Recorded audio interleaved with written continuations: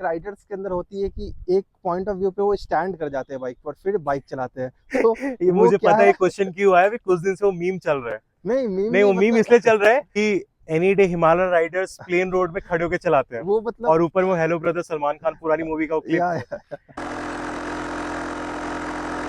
अच्छा, तो ऐसा नहीं है कि बाइक खरीदा और लेह लद्दाख के लिए नहीं नहीं, निकल ऐसा गए? नहीं है क्या ओके।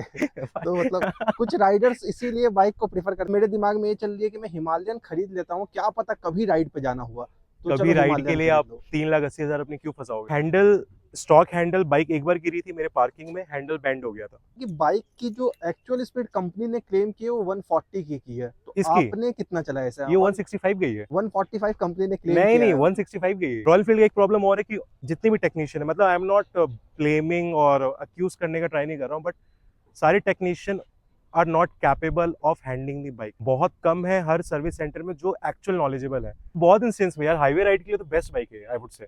सस्पेंशन ट्रैवल बहुत अच्छा है, कंफर्ट है लॉन्ग राइड के लिए। 10,000 और बढ़ा के बेच लेते हैं बाइक, लेकिन दे देते हैं। कहीं ना अब कहीं जिन्होंने एडवेंचर बाइक में। ले ली है, अब उनके लिए प्रॉब्लम है कि यार अब 40,000 डालना, मतलब इनिशियल 10-12,000 किलोमीटर तक मेरे साथ वो इश्यू नहीं आया था। मेरी बाइक चलते चलते हुए बंद नहीं हो रही है, बट अगर आप थोड़ा पास आओगे तो मैं दिखाऊंगा क्या हो रहा है। सिटी राइड के लिए आई वुड नॉट रिकमेंड, क्योंकि इंजन थोड़ा गर्म होता है। इस बाइक के साथ 450 सीसी का इंजन है, शेरपा न्यू इंजन है जो हिमालय के साथ इन्होंने लॉन्च किया था। अब इसमें मेरे को 200 किलोमीटर तक non stop I can cruise, more I think 300 kilometre as well. इस बाइक में मैं बोलूंगा जो पिलियन है ना उसके लिए ज्यादा अच्छा है कंपेयर टू राइडर।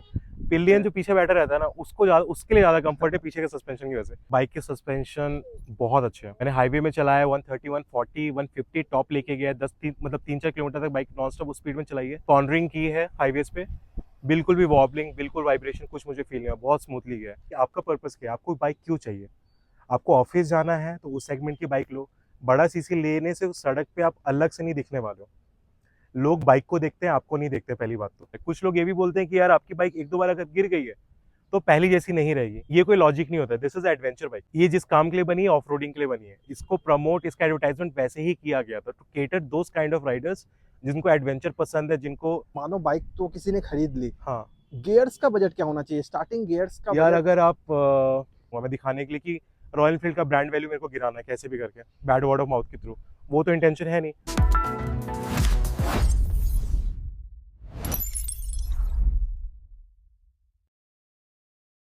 तो स्वागत है दोस्तों हमारे ब्रेन वर्सेस गैजेट के आज एक नई वीडियो में। और आज के वीडियो का थंबनेल देख के आपको पता चल ही गया होगा कि हमारे पीछे हिमालयन 450 खड़ी है, जिसके यूजर एक्सपीरियंस के बारे में हम बात करने वाले हैं। और आप इस वीडियो को मतलब as a user experience set के पॉडकास्ट भी ले सकते हो कि एक एज ए बाइक पॉडकास्ट है जहाँ पे एकदम अनफिल्टर्ड बात होने वाली है। इस बाइक के साथ क्या प्रोज है, इसका क्या कॉन्स है, तो जो भी बातें होंगी इस वीडियो में फुल अनफिल्टर्ड होने वाली है, किसी तरीके की स्क्रिप्टेड वीडियो नहीं होने वाली है। तो अगर आप लोग बाइक लेने का सोच रहे हो हिमालयन 450, तो ये वीडियो आपके लिए बहुत ही ज्यादा यूजफुल होने वाली है। तो आपसे रिक्वेस्ट करूंगा इस चैनल को सब्सक्राइब करो। और बिना टाइम वेस्ट किए हुए चलते हैं इस बाइक के ओनरशिप रिव्यू की तरफ। तो हमारे साथ आज यहाँ पे शुभम भैया है हाय। जो हिमालयन 450 के इस बाइक के ओनर है। तो भैया आपने अब तक इस बाइक को कितने किलोमीटर चला दिया, पहले तो आप ये बताओ। आई थिंक अप्रॉक्स अराउंड 19 के किलोमीटर हो चुका है अभी तक।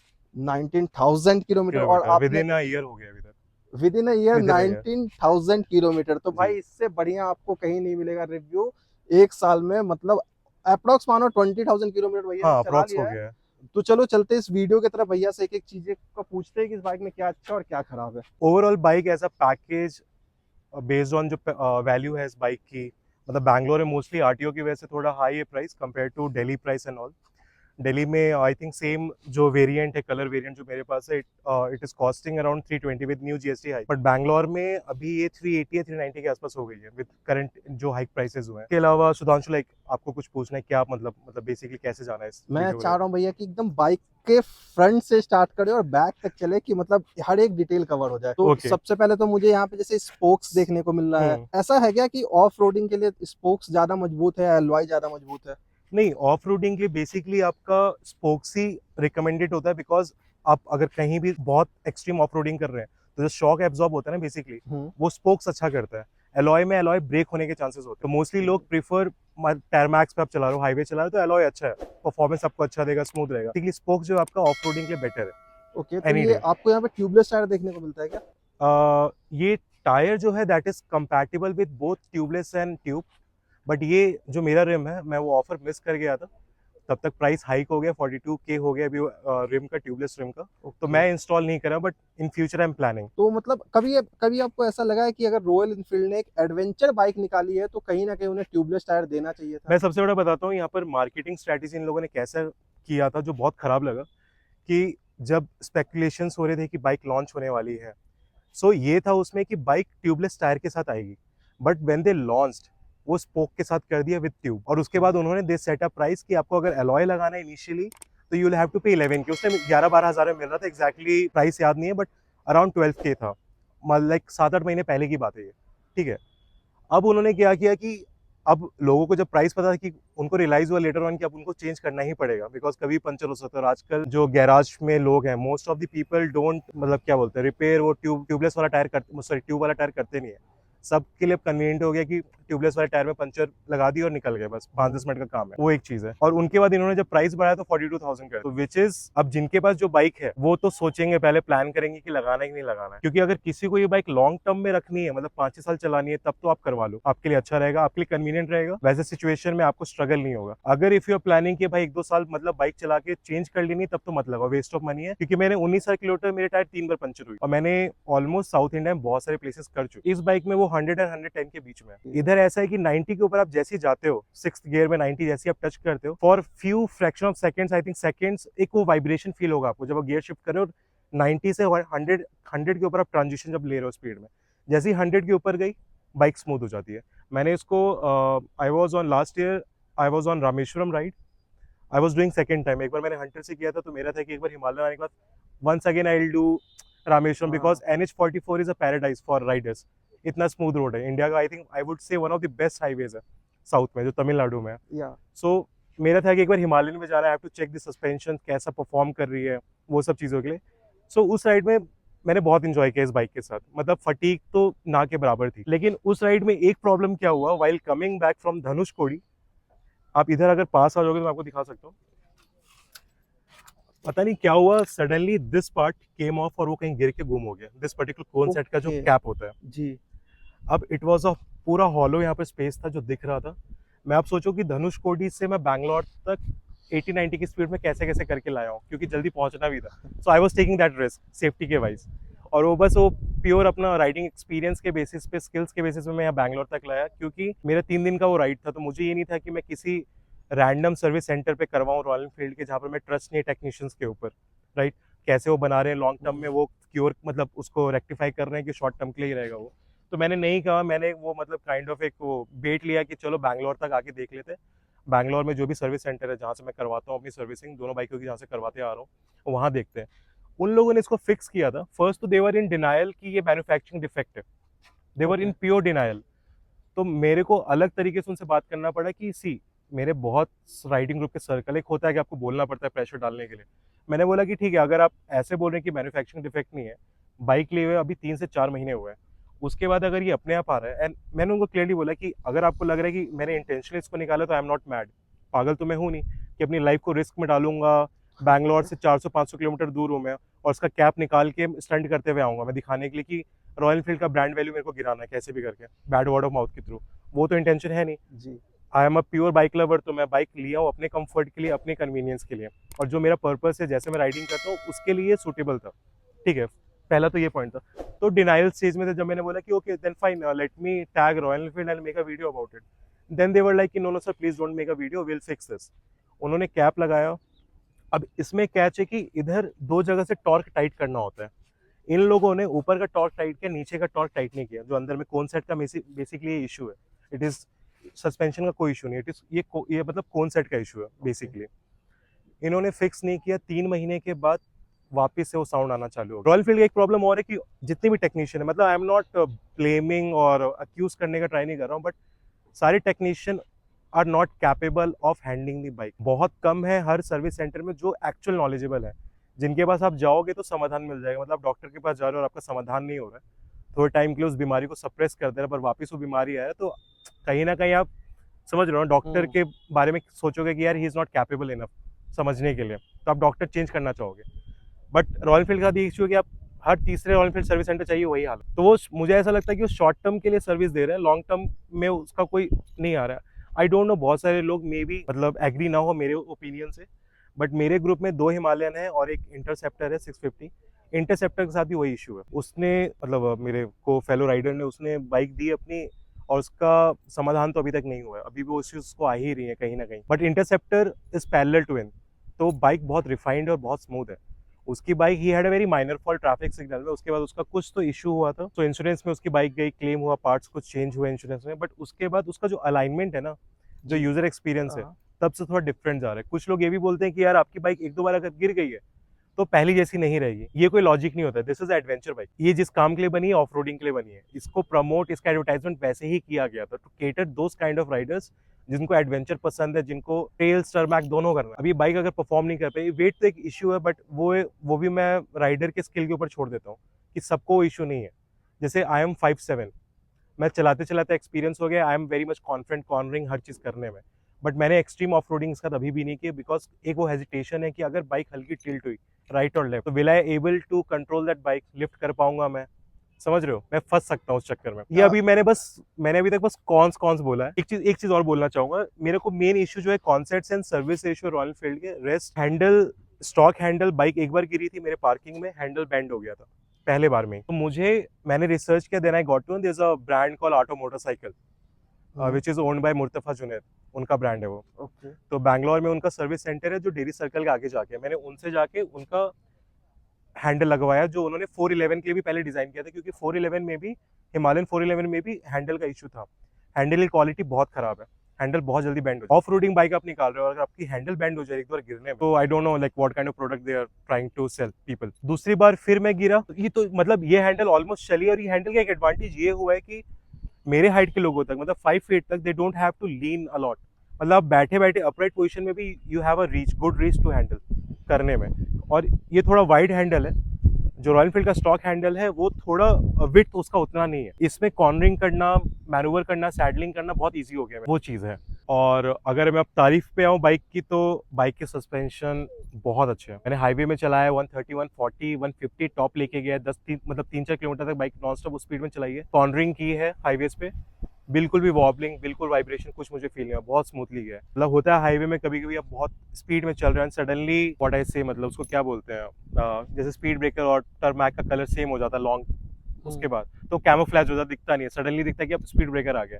तो वहाँ पर सस्पेंशन ने बहुत अच्छा काम किया, बिल्कुल।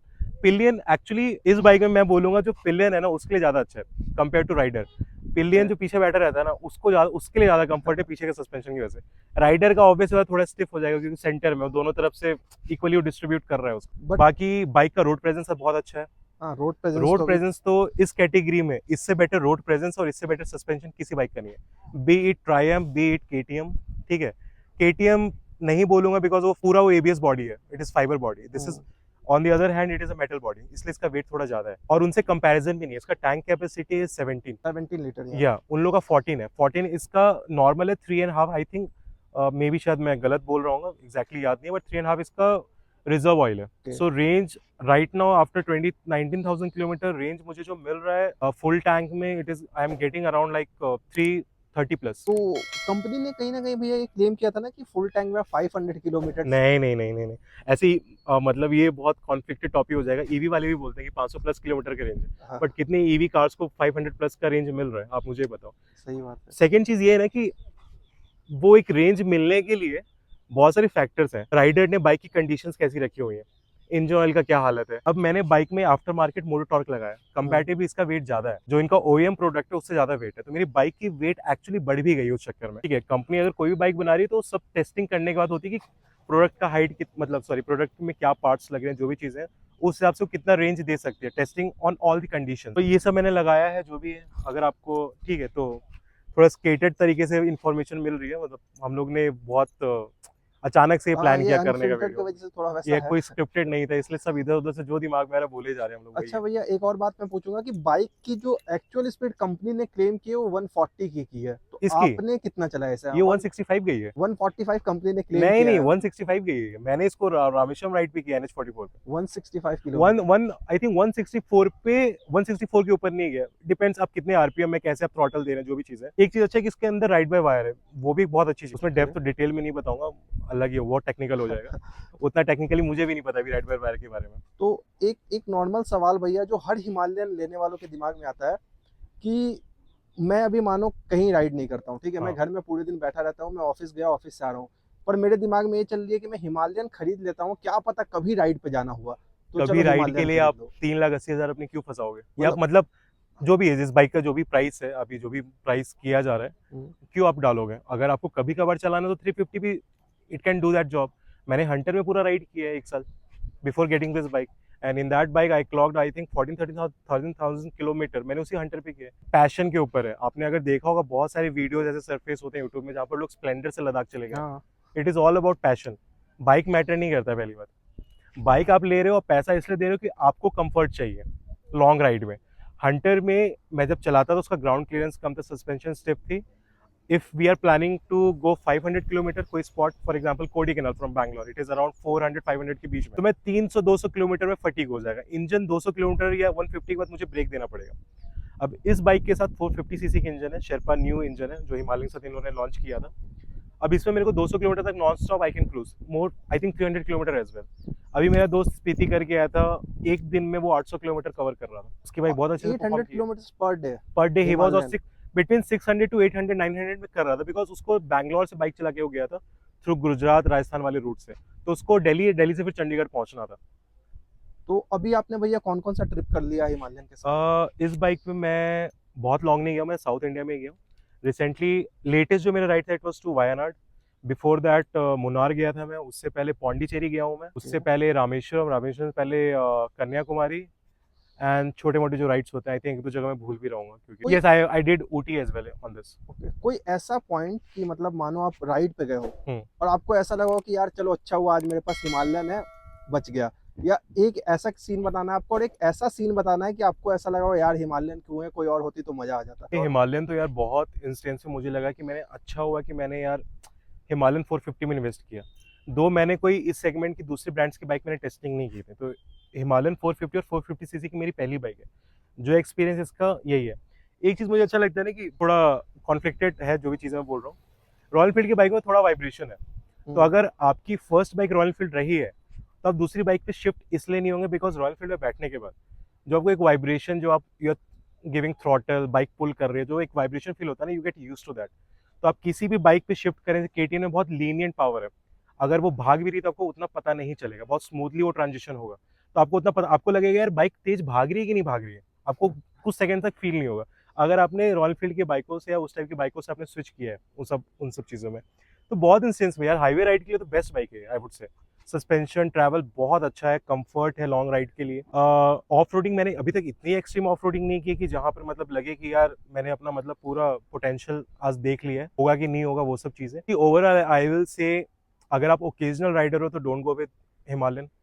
मेंटेनेंस मांगेंगे बाइक, आप चलाओ ना चलाओ, ठीक है, उतना मेंटेनेंस नहीं। Royal Enfield is still very, क्या बोलते हैं, पॉकेट फ्रेंडली उसका service compare to other bikes. एक चीज़ है कि बाइक खड़ी करने के लिए, अगर आप ले रहे हो तो उसको लेके निकलो और घूमो। और तो सिटी राइड के लिए मतलब सिटी राइड के लिए आई वुड नॉट रिकमेंड, क्योंकि इंजन थोड़ा गर्म होता है, इंजन गर्म होता है, प्लस बहुत अगर नेक टू नेक ट्रैफिक चल रहा है, बम्पर टू बम्पर ट्रैफिक चल रहा है, तो वहां पर अगर शॉर्ट हाइट वाले हैं तो उनको प्रॉब्लम हो सकती है इसको मैन्यूवर करने में, हैंडल करने। लॉन्ग राइडर्स के लिए कोई प्रॉब्लम नहीं है, क्योंकि मैं बैंगलोर में देखता हूँ बहुत लोग बस अभी हिमालयन सब चला रहे हैं, मैं भी चला रहा हूँ, वन ऑफ द राइडर, मेरा 5'7" हाइट है, बट वही है कि आप एक बार चलाने लग जाओगे तो you will get used to that, तो आपको उतना फिर पता नहीं चलता है। अच्छा, एक कंफ्यूजन है भैया, मैंने अभी भी हम आ रहे थे तो मैंने देखा कि एक राइडर्स के अंदर होती है कि एक पॉइंट ऑफ व्यू पे वो स्टैंड कर जाते हैं बाइक पर, फिर बाइक चलाते हैं, तो ये वो मुझे क्या पता है है? क्वेश्चन क्यों आया, कुछ दिन से वो मीम चल रहा है। नहीं मीम नहीं, वो मीम मतलब इसलिए चल रहा है कि any day Himalayan Riders plain road में खड़े होकर चलाते हैं, वो मतलब और ऊपर वो हेलो ब्रदर सलमान खान पुरानी मूवी का क्लिप। या ऐसा नहीं है, मतलब देखो मैं आपको बताता हूँ क्यों कर सकते होंगे मुझे नहीं पता, मैं अपना एक्सपीरियंस बताता हूँ कि हम लोग अगर 500-600 किलोमीटर ऊपर जा रहे हैं तो सीट्स उतने कंफर्टेबल नहीं होते। एक पॉइंट ऑफ टाइम पे आपको पेन फील होगा। अगर आपके पास टूरिंग सीट नहीं है, मेरे पास टूरिंग सीट नहीं है, ये स्टॉक सीट है जो इस बाइक के साथ आई थी, मैं वही यूज कर रहा हूँ अभी तक, 19 साल किलोमीटर हो गए। तो आपके पास अगर जेल सीट्स नहीं है जो आफ्टर मार्केट आते हैं, जैसे बहुत सारे ब्रांड्स से बैंडिट और सब सेल करते हैं, अगर वो नहीं है तो भाई आपको एक पॉइंट के बाद तो ऑब्वियस सी बात है वो पेन होगा, ठीक है। तो पेन होगा तो आप क्या करोगे, या तो गाड़ी रोक के आप ब्रेक लोगे, और आपको अगर ब्रेक नहीं लेना है, you have to continue riding, तो आप खड़े होकर थोड़ा रिलैक्स करोगे, मसल्स को रिलैक्स दोगे, राइट, यही करोगे ना आप, जी। इसलिए वो खड़े होंगे। अब ओके। बाकी लोग क्यों कर रहे हैं मुझे नहीं पता, मैं अपना एक्सपीरियंस बता रहा मतलब अच्छा, हूँ। अब कुछ चीजें जो मेरे को मतलब यस। कंफ्यूजन है और बहुत सारे कमेंट्स आए भैया मुझे। हम्म। मैंने सुना है जैसे आप ये बाइक मानो नॉर्मल रोड पे चला रहे हो, ठीक है, और रोड पे चलते हुए गलती से भी स्टैंड हल्का नीचे आ जाए या स्टैंड हिलता है तो सुना बाइक रुक जाती है, मतलब ऐसा है क्या कुछ? मतलब इनिशियल 10-12,000 किलोमीटर तक मेरे साथ वो इश्यू नहीं आया था। मेरी बाइक चलते चलते हुए बंद नहीं हो रही है, बट अगर आप थोड़ा पास आओगे तो मैं दिखाऊंगा क्या हो रहा है। जी। अभी आई डोंट नो, कभी कभी होता है बीच में। अगर मैं यहाँ पर मॉर्निंग स्टार्ट कर रहा हूँ, कोल्ड स्टार्ट या जो भी नॉर्मल स्टार्ट करने के लिए, तो ये थोड़ा डिले होके आ रहा है, मतलब ओके, जो मीटर में। मीटर है। मीटर में जो लाइट होती है ना, बहुत डिले होके आ रहा है, तो 2-3 बार मुझे स्टार्ट करना पड़ रहा है। तो इसके लिए मैंने, अब एक चीज और है, ये आई थिंक मैंने भी सुना है कि बहुत लोगों को इशू फेस हो रहा है आफ्टर राइडिंग फॉर 15-16,000 किलोमीटर। तो अगर ये हो रहा है तो कंपनी को एज अ ब्रांड वैल्यू, उनका रेपुटेशन बचाने के लिए they have to take a call.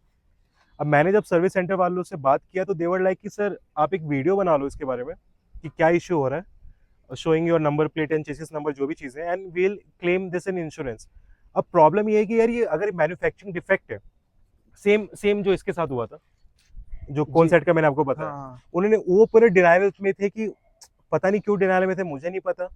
क्योंकि कॉन्सेट का इशू बहुत सारे लोगों को आया है, सबके साथ नहीं हुआ होगा लेकिन बहुत सारे लोगों को हिमालय में कॉन्सेट का इशू आया है। राइट पुलिंग तो अभी तक फिक्स नहीं हुआ है, राइट पुलिंग अभी भी है, ठीक है। तो वो ओके। काउंटर बैलेंस करने के लिए अगर मैं आगे में क्रैश कार्ड लगाता हूँ तो मुझे लेफ्ट साइड में थोड़ा ज्यादा वेट रखना पड़ता है। अगर if I have to long ride में, अगर हाथ रिस्ट में पेन हो रहा है, अगर छोड़ दिया मैंने, तो मुझे इधर ज्यादा वेट रखना पड़ता है कि बाइक राइट लेफ्ट साइड में ज्यादा पुल ना हो, मतलब राइट साइड में ज्यादा पुल ना हो। ओके। Only that's. ओ भैया, यहाँ मैं देख सकता हूँ एक आपका गोप्रो लगा हुआ है जो है, तो मतलब ये कुछ ये नेसेसरी देखा है, मतलब हिमालयन नहीं वालों नहीं के नहीं, पास मैंने नेसेसरी देखा है नहीं है, कि मतलब हिमालयन मैं वालों के 2 साल से पास। राइडिंग कर रहा हूँ, तो मतलब बनना तो मुझे भी यूट्यूबर ही था लेकिन जॉब के चक्कर में बना नहीं पा रहा, और मैं लेजी हूँ, तो वीकेंड में मैं सो जाता हूँ, फिर सोता हूँ या बाइक लेके कहीं निकल जाता हूँ। तो बस अभी अपने लिए रिकॉर्ड कर रहा हूँ, कब डालूंगा कब क्या होगा पता नहीं, कैसे उस चीज को यूटिलाइज करूंगा, क्योंकि फुटेज तो बहुत है मेरे पास अलग अलग राइड्स के। तो बस ये मेमोरी कैप्चर करने के लिए ये राइडर्स आपके मेमोरी के लिए, पास। हाँ, ये और कभी मेमोरी। ऐसा लगा हो कि मतलब हिमालयन लेने के बाद लगा हो कि नहीं अब गली नुक्कड़ पे चाय वाय कहाँ पीना है, लेह लद्दाख चलते हैं, नहीं नहीं भाई, कहीं लंबा चलते हैं भाई मतलब। देखो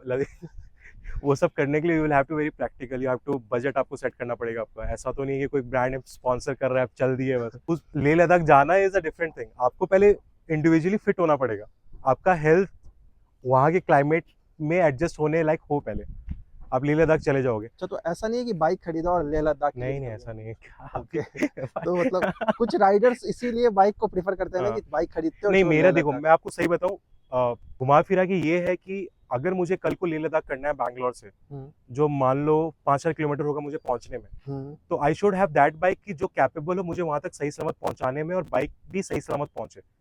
ऐसी बाइक पे मुझे इन्वेस्ट नहीं करना है कि मैं बैंगलोर से निकला और किसी दूसरे स्टेट में फंस गया हूँ, लद्दाख नहीं पहुंचा ना बैंगलोर वापस आया, वहीं मैं फंसा हुआ। तो बाइक आप सिंपल सा बात है, बहुत सारे जो वेल नोन इन्फ्लुएंसर्स वो भी यही बोलते हैं कि आपका पर्पस क्या है, आपको बाइक क्यों चाहिए। आपको ऑफिस जाना है तो उस सेगमेंट की बाइक लो, बड़ा सीसी लेने से उस सड़क पे आप अलग से नहीं दिखने वाले हो। लोग बाइक को देखते हैं, आपको नहीं देखते पहली बात तो, अनटिल अनलेस आप पूरा गेयर्स में नहीं है, तब लोग देखेंगे। और वो भी वो लोग देखते हैं, जितना मैंने ऑब्जर्व किया है कि जब मैं हाईवे से निकलता हूँ, अगर गलती से कभी हम लोगों ने कोई डी रूट किया, कहीं निकला, कोई बहुत रूरल एरिया से निकल रहे, तो वहाँ के लोगों के लिए हर दिन देखने वाली चीज नहीं है कि लोग राइडिंग गेयर्स में निकल रहे हैं, हाँ। कैमरा वैमरा लगा के, तो वो खड़े होकर देखेंगे कौन है। हाईवे पे कोई नहीं देखता है, बहुत कॉमन हो गया इंडिया में, राइडिंग कल्चर तो बहुत कॉमन हो गया। 10 साल पहले नहीं होगा, जब बहुत सारे अच्छे इन्फ्लुएंसर्स थे मुंबई का निकल लिए लोग, उस टाइम तो हम लोग उनको देख रहे थे, आज भी देख ही रहे। मतलब इंस्पिरेशन तो वहीं से मिला है, राइडिंग का बचपन से शौक था, लेकिन उन लोगों को देख के, जितने ओजीज थे, बहुत सारे जेएस फिल्म्स थे, शिवन कोटारू फ्रॉम हैदराबाद, देन आप मुंबई का निखिल हो गए, एमएसके व्लॉग्स जो भी हैं, ये सब लेजेंड्स हैं, मतलब राइडिंग के इंडिया के बोलूंगा। बहुत सारे और भी लेजेंड्स हैं जो कभी रिकॉर्डिंग मतलब शूट नहीं करते थे, पोस्ट नहीं करते थे, बट ऐसा नहीं कि उनकी नॉलेज कम है इन लोगों के कंपैरिजन में, बट हम लोग तो इनको देख देख के थोड़ा ग्रो हुए लाइफ में। तो अब एकदम वीडियो थोड़ा खत्म भी करना है भैया, तो हाँ अब एक हाँ। काम करते हैं, मतलब आप छोटे छोटे प्रोज एडवांटेज, मतलब एडवांटेज और जो भी आपको डिसएडवांटेज लगी उस बाइक की, छोटी मोटी जल्दी जल्दी से क्लियर कर देते हैं एक बार। बाइक ये है कि जब बाइक मैं अभी कॉन्स की बात करूंगा, प्रोस की बाद में आता हूँ। बाइक जब सेल कर रहे थे, एडवेंचर बोल के इन्होंने सेल किया है, और इन्होंने जो टेस्टिंग वीडियोस टीजर्स जो लॉन्च किए थे, वो एक्सट्रीम हिमालयन का दिखाया था। मैं बैंगलोर में चला रहा हूँ, ऑन एंड ऑफ कुछ ना कुछ इसमें इशू आ ही रहा है लास्ट 5,000 किलोमीटर से। मुझे on end of service centre जाना पड़ रहा है। वो एक सबसे बड़ा चैलेंज है कि if you are working person, आपको टाइम निकाल के जाना है, और ऐसा भी नहीं कि आपको तुरंत के तुरंत बाइक मिल जाएगा। दो आप बुकिंग करके जा रहे हो या आप डायरेक्ट पहुंच रहे हो सर्विस सेंटर में, 1-2 दिन का वो लोग टाइम लेंगे। अब बाइक आपके सामने नहीं बन रही तो कहीं ना कहीं वो एक स्केप्टिकल माइंड रहता है कि यार वो जो मैंने बोला था इश्यूज वो उन्होंने फिक्स किया होगा कि नहीं किया होगा, राइट। वो एक इशू। मैं सर्विस सेंटर से थोड़ा काइंड ऑफ अनहैप्पी हूँ देयर सर्विस। ये नहीं बोलूंगा कि सबके सब खराब है, लेकिन most of them doesn't know what they are doing. बहुत कम है, बहुत कम टेक्नीशियंस बहुत अच्छे से काम कर रहे हैं। उनमें से एक से मैं मिल चुका हूँ, तो I am happy. Last 5,000 kilometre से मेरी अच्छी चल रही है बाइक। वो एक इशू आ रहा है, वो I figure out with royal Enfield people कि कैसे उसको फिक्स करना है।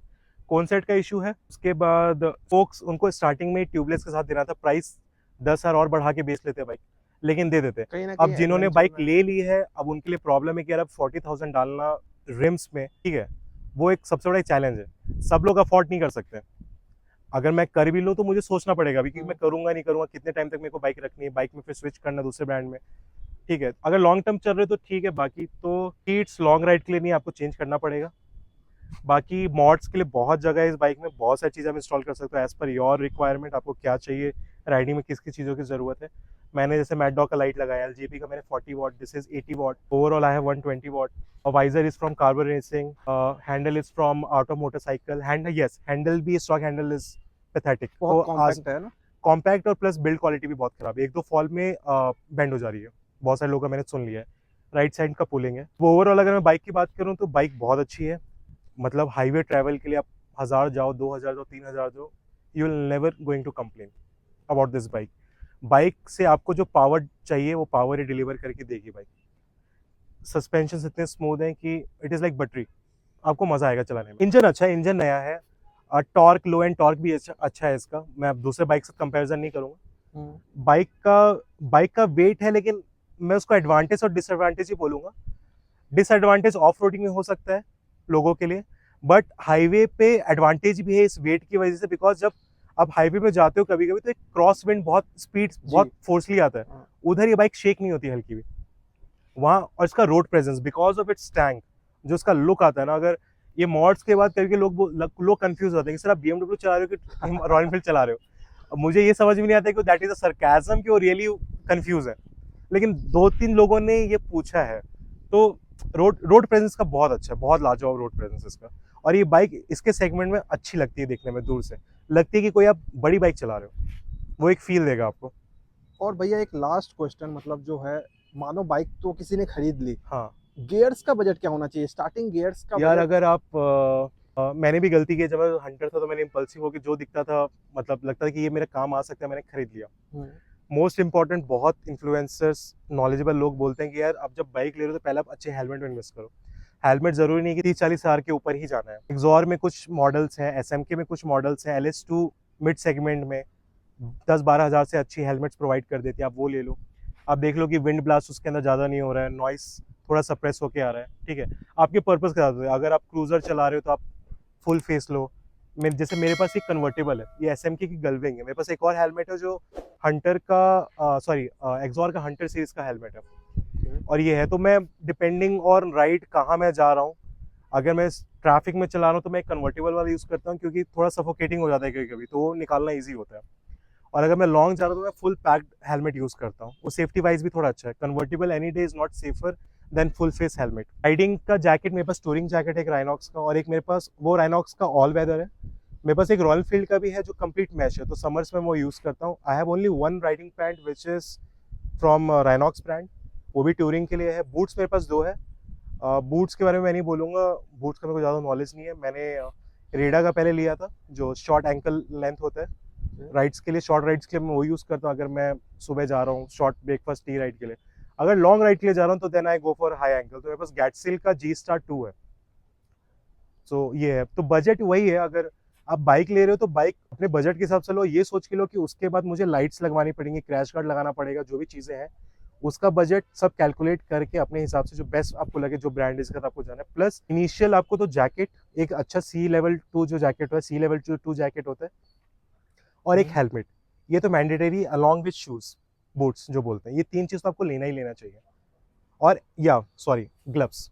तो आप 15-20 हज़ार का बजट लेके चल सकते हो, उसमें आपको बेस्ट मिल जाएगी जो आपको चाहिए। ये बाकी अगर किसी भी व्यूअर्स को किसी तरीके का भी बाइक से रिलेटेड कुछ पूछना हो तो मैं शुभम भैया का आईडी डिस्क्रिप्शन में इंस्टा मतलब see I am I'd not that much knowledgeable. मैं अपने राइडिंग से जो 2-3 साल से कर रहा हूँ, बेस्ड ऑन माई एक्सपीरियंस मैं सीखा हूँ, सिचुएशंस के हिसाब से सीखा हूँ। और to be honest, biking community में आप अगर हाईवे में जाते हो, you met lot of strangers who have similar kind of passion towards bike. तो डिस्कशन करते करते बहुत सारी चीजें आपको ऑन एंड ऑफ पता चलती रहती है अलग अलग लोगों से सही बात करने से। हो जाओगे कि हाँ, अगर मतलब उनको नए कुछ है न्यू कमर्स को जिनको जेन्युइनली डाउट है उनको हेल्प कर सकते हैं, मतलब नॉलेज शेयर कर सकते हैं। लास्ट में उनके ऊपर होगा कि उनको किस चीज़ के लिए जाना है। We can just share our experience पे और प्रैक्टिकल जो एक्सपोजर मिला है राइडिंग के through, based on that we can talk. मतलब no promotion for any brand. Rynox पे जाना मेरा था, मेरे बजट के हिसाब से मुझे वो अच्छा लग रहा था, इंडियन ब्रांड है, आई वेंट विद दैट। ये हेलमेट लेना था, मेरा रिसर्च था, मैंने हेलमेट लिया। बहुत सारे लोग बोलते हैं कन्वर्टेबल हेलमेट सेफ भी नहीं है। सो अपना अपना परसेप्शन है, फैक्ट्स वो सब चीज़ें जो भी है। तो आज की वीडियो में दोस्तों आप लोगों ने देखा, हमने एक आप इसे पॉडकास्ट ही मान लो, हमने एक बाइक पॉडकास्ट किया जहाँ पे हिमालयन 450 का हमने सारा एडवांटेज देखा, हमने सारा डिसएडवांटेज देखा, हमने बहुत अच्छा एक्सपीरियंस शेयर किया शुभम भैया के साथ। तो आपको कोई भी अगर इशू हो तो हमने इंस्टाग्राम का शुभम भैया का लिंक आपको डिस्क्रिप्शन में दे दिया, आप उनसे वहाँ पे बात कर सकते हो। और जो भी हमारे दोस्त इस चैनल पे पहली बार है उस चैनल को प्लीज सब्सक्राइब कर देना भाई। और साइड अगर आप लेफ्ट की तरफ हल्का सा स्वाइप करोगे तो आपको एक हाइप बटन दिखेगा, उस पर आप हमारे वीडियो को हाइप कर देना। तो ब्रेन वर्सेस गैजेट के अगले वीडियो में आपसे फिर से एक बार मिलेंगे। आज यहाँ पे हम हिमालयन 450 के साथ थे और एक बाइक पॉडकास्ट ही मानो जहाँ पे हमने एक अच्छा एक्सपीरियंस शेयर किया अपना हिमालयन 450 के साथ। जो भी नए बायर्स है जो हिमालयन 450 को लेना चाह रहे हैं उनके लिए वीडियो बहुत यूजफुल होने वाली है। तो आपके भी नोन में अगर आपका कोई ऐसा दोस्त है जो हिमालयन 450 लेने की सोच रहा हो तो उसको ये वीडियो शेयर कर देना और इस चैनल को सब्सक्राइब करना। मिलते हैं आपसे ब्रेन वर्सेस गैजेट के अगले वीडियो में।